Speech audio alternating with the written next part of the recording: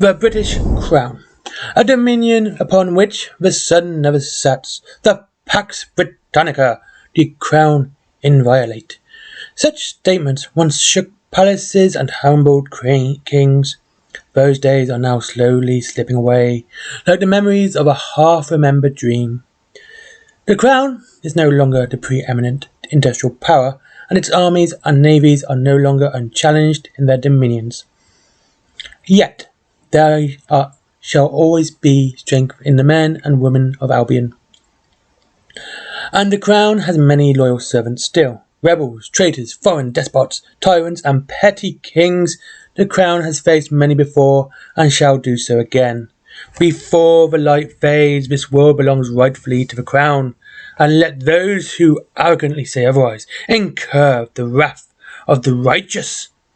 God save the Queen. General Field Marshal, please find below, as requested, the intelligence briefing compiled by Cadet Steiner at the Staff Academy in Berlin. What his writing lacks in strict discipline, he makes up for with an eye for detail and a clear grasp of political realities. I have taken liberty of leaving the comments of the examiner in place and welcome your own assessment of the piece. It would be great honor to have one of my students accepted for further intelligence training. Do not hesitate to contact me if you need any further details on the cadet. Sincerely, August Jungel.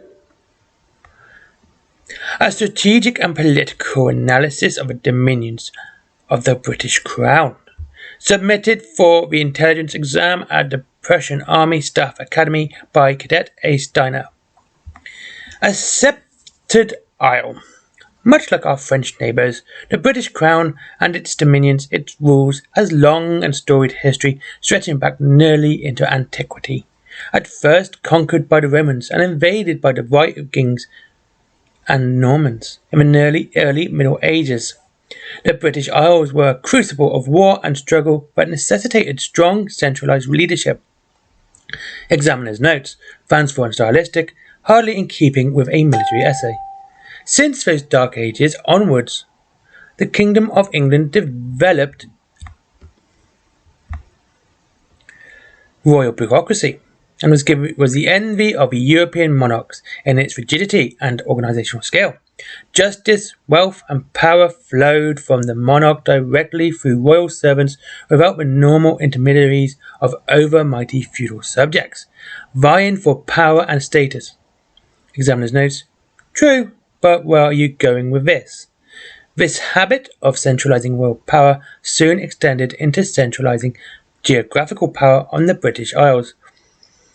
It was the Kingdom of England that waged war or settled the outer kingdoms of Wales, Scotland and Ireland to form a united kingdom of Great Britain and Ireland, and this centralising mission has underpinned all the Crown's policies since. Examiner's note, a fair point, well argued. Blood-stained pages of misery. That mission to impose order upon the disordered world has not been without setbacks and challenges, even as it delivered great successes. The Crown's efforts to involve itself seriously in European affairs have throughout history chiefly been poorly managed affairs, although it can be said that the Crown always learns its lesson.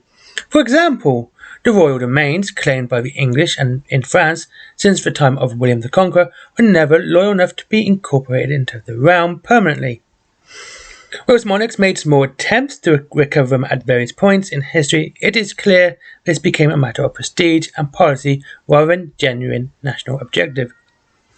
The Crown learned from the experience, and lands not easily conformed to Anglo-Saxon norms were clearly not worth the effort of keeping, and allowed the lands in France to be stripped away by resurgent French settlements. During the Middle Ages, the greatest historical mistake made by the Crown occurred during the reign of King Charles I.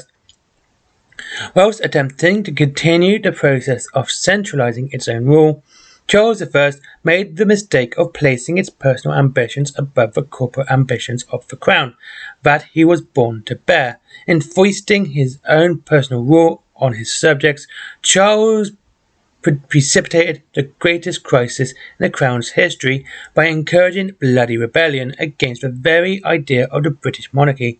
The ensuing civil wars, and there were several, tore the kingdom apart and threatened to permanently end the Crown's reign.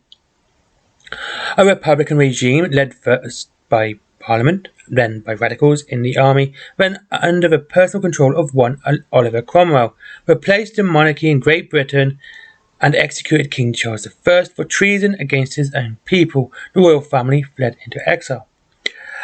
And now the Proctorate placed the country under an unpopular tyranny. Although the extent of the tyranny has since been exaggerated by historians, examiners note, keep your historical asides to yourself in the future, that the exiled monarchy did not simply wait for the Proctorate to collapse in something of a mystery, but instead of biding his time, Prince Charles duly raised an army of his own, whilst in exile, and re-invaded his own realm to reclaim the throne. The subsequent war of reconquest was worse than any of the preceding civil wars.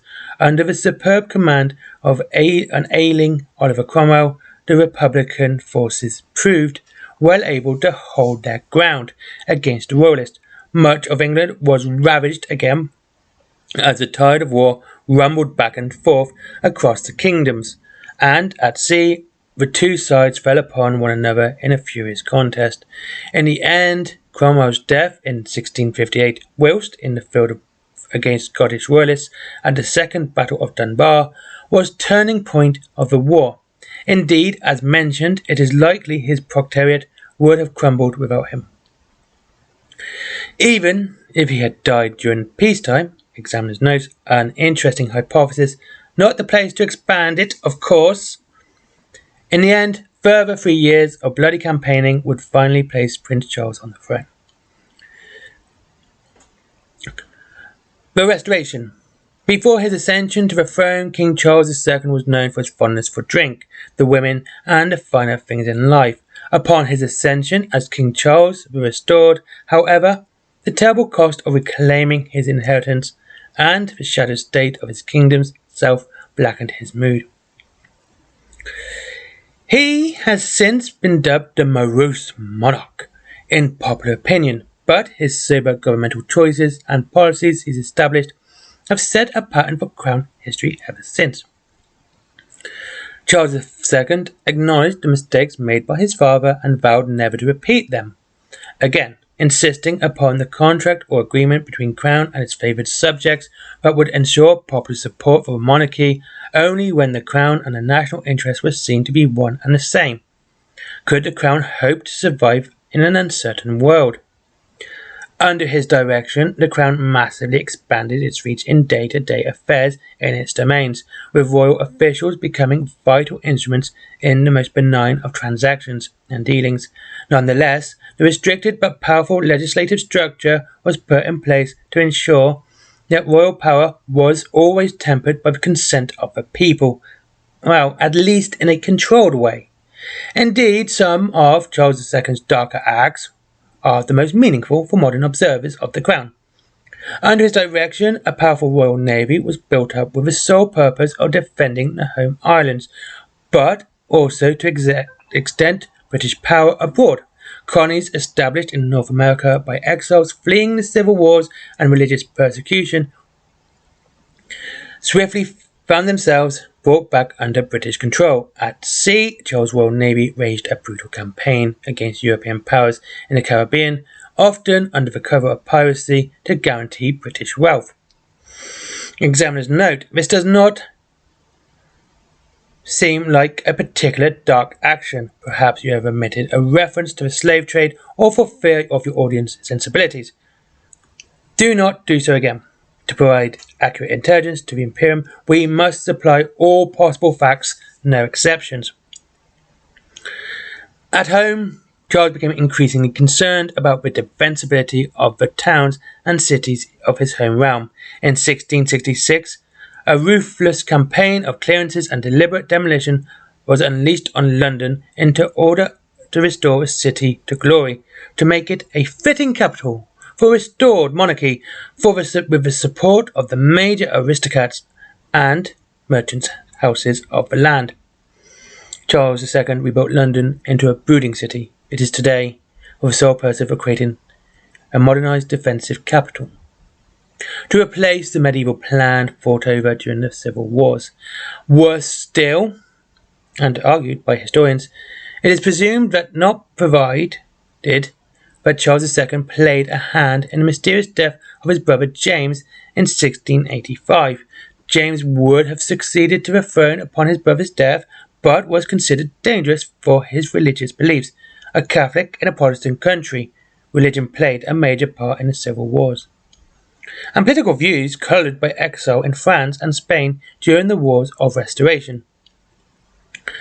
James's reign would have been a disaster, for at least so Charles II and his government came to believe, and he was quietly removed. Charles II clung on to life and died in 1689, aged 58. His last few years, lightly extended by his strict abstinence compared to the heady days of his youth, he was succeeded, as agreed, by William III, Prince of Orange, and grandson of King Charles I, nephew to the morose monarch. Rule Britannia. From the experiences of the Middle Ages, Civil Wars, and Restoration, the British Crown learned 3 important lessons. The realm needed to be culturally homogeneous. It not entirely universal. At least the administrative level, the methods and assumptions of governance had to be the same. The realm needed to identify its interests with the needs of the crown, or else the crown would fall. The realm needed to be well defended, or outside threats would dismantle it swiftly and without mercy. These 3 principles governed the British Crown policy from then on, although no political entity has ever publicly named them as such. The simple analysis efforts of the British since the coronation of William III will prove, however, that these unspeakable rules have governed its actions up to including the present day. Examiner's note: a bold statement now provide evidence. Firstly, in Ireland, America, India, and Africa, the British established colonies with anglicised names and under governorship of colonial officials from the British Isles. Where the natives spoke a different language, they would be encouraged to speak English. When native cultures or beliefs clashed with the established norms, they were eradicated or outlawed. In all cases, the colonial officials were trained or hired from within established channels, from prestigious families or universities, individuals who can be trusted to place the good of a nation and the crown first. Secondly, wherever possible, the crown appointed, in all places outlined above, sufficient numbers of local leaders and chieftains to positions of power and influence. Local affairs were subordinated to international ones, where possible, or local leaders were given a stake in achieving the crown's goals, sufficient sway their loyalties away from their own people. Thirdly, throughout the history of these 3 colonial regions, the colonizing efforts of the crown have been backed by the military might of the Royal Navy, the Royal Army, and more recently, the Royal Flying Corps. As you can see, whilst outwardly appearing haphazard and without guiding intelligence, the British construction of an overseas empire followed a set pattern which confronted or suppressed local cultures and imported British norms backed by military power. It is curious that the greatest failure for British came not truly from foreign agency, but from the most familiar of sources. Examiner's note: well argued, this section is perhaps the best. Would it have been better to start with this analysis?